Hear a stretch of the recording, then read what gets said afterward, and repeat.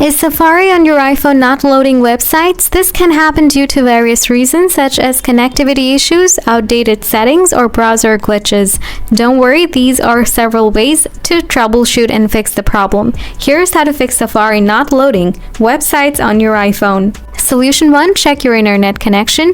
Ensure your iPhone is connected to Wi-Fi or cellular data. Open Control Center by swiping down from the top of the screen. Turn on airplane mode for 10 seconds, then turn it off. Open another app like YouTube to see if your internet connection is working.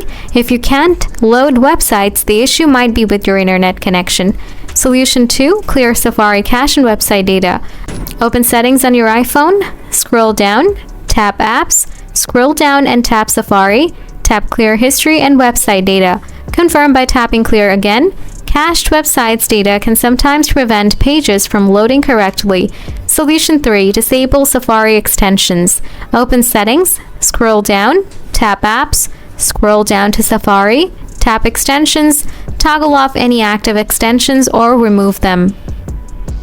Extensions may interfere with websites loading if they block certain scripts or content. Solution 4. Check date and time settings. Go to Settings, scroll down and tap General. Scroll down, tap Date and Time, toggle Set Automatically to On. Incorrect date and time settings can cause problems with websites that require security certificates. Solution 5. Reset network settings. Open Settings, scroll down and tap General. Scroll down, tap Reset, then select Reset Network Settings.